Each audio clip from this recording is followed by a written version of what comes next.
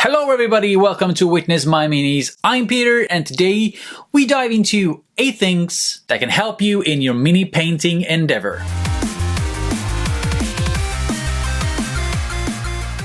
Number 1. Taking a picture of your minis is an artwork in and of itself. I found that this was the best thing for my, as you see, very small setup.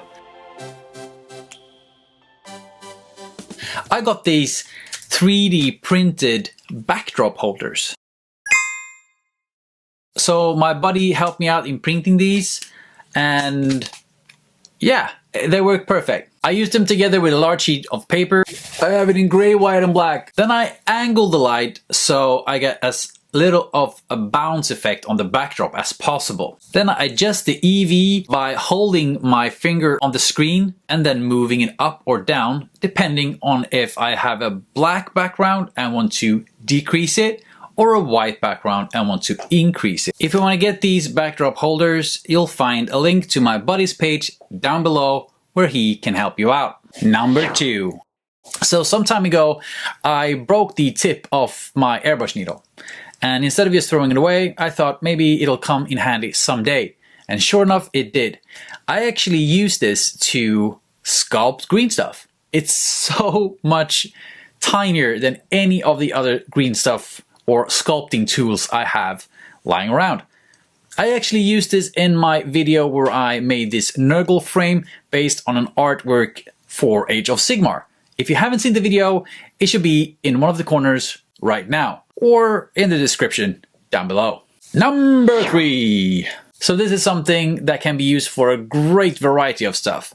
Vallejo water effect. It does dry completely transparent, so mostly it's used to make ripple and waves on water and stuff. But I did, however, find other great uses for it. You can just as easily make some flames, especially if you want to spice up a blade, like having a flaming sword. Very easy to do that with this. Or why not add nipples to your tentacles, like one should. It is also a great way to do some fast gap filling. Of course, it doesn't dry as hard as milliput and wouldn't take sanding that good, but it's great to have an opportunity that you can take straight out of the bottle and you smear into some cracks and then wipe the excess away and just be done with it. Fast, quick, and very easy.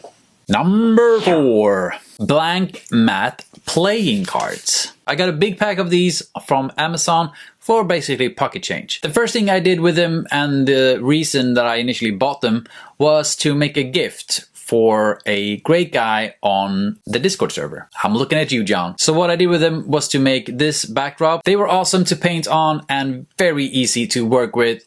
I also feel that there is an advantage to having them be able to bend. It won't be the last time that I work with them. I'm looking forward to doing more stuff with them in the future. There will be a link down in the description below where you can get yourself a bunch. Number 5. Okay, so I'm late to the party on this one. This has been a trend on social media for quite a while. Yeah, silicone palettes. We've had this in the back of a car so the kid could plop and pop away while we're out driving long distance.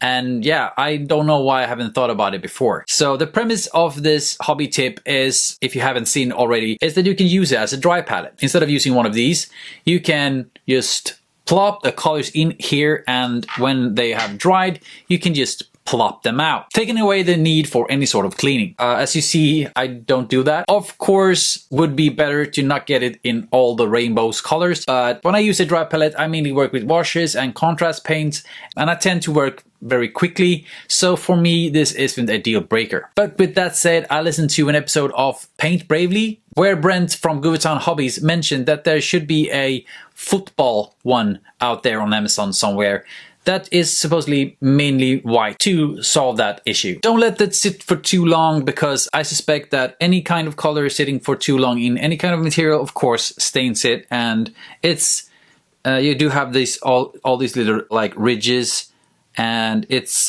possible for the paint to set in there.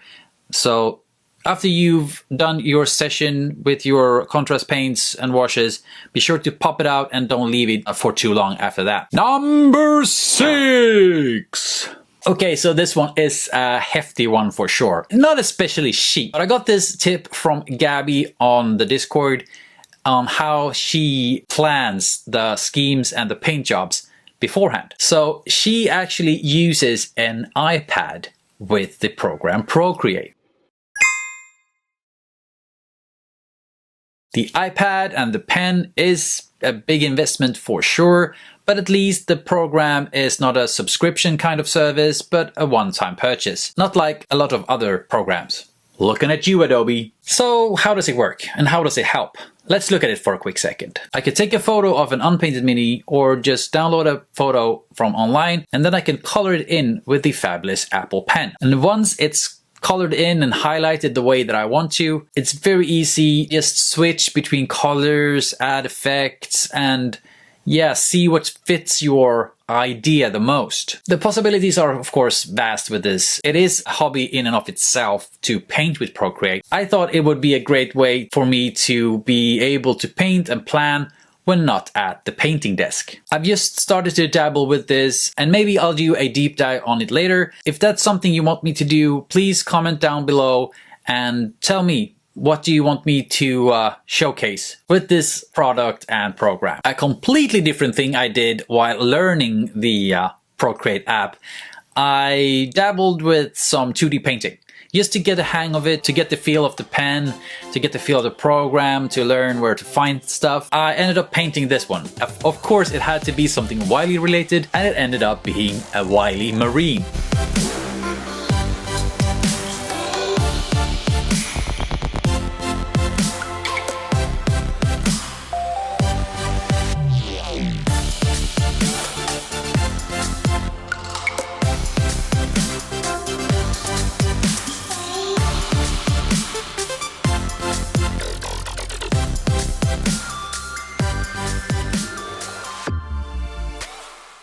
I then showed off this creation on the Discord server for some laughs.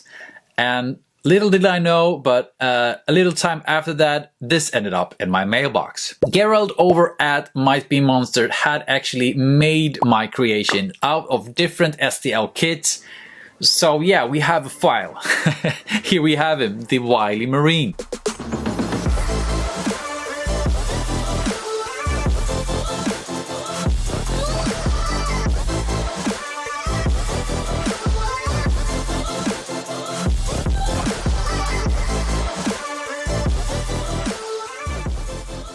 I would love to see people paint up this and come up with the Wiley Marine chapter, the Wiley scheme. And therefore the STL is a free giveaway, and you'll find it over at the Discord, or just send me a DM and I'll send you a link. I'm so looking forward to see all the different schemes that people come up with. Happy painting. Number 7. So what is the first thing you do before you start a paint job? You'll plan out a scheme, right? What kind of colors will you use? There's a lot of ways out there to choose your color scheme. You can use a color wheel, you can use a color gamut like I did in the video that is in the corner right now. So here is a great library of inspiration for you on different kinds of color schemes.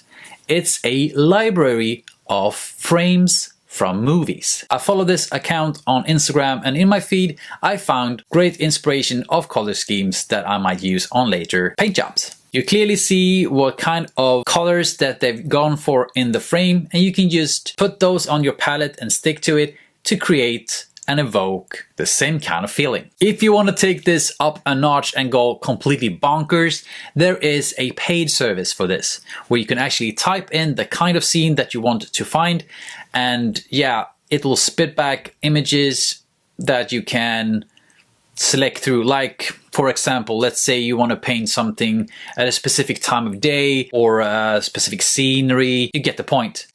You can just search that in, and then you'll get movie frames back. Of course, this is not intended for miniature painters in the least, but instead for filmmakers. Listing type of camera and other technical mumbo jumbo.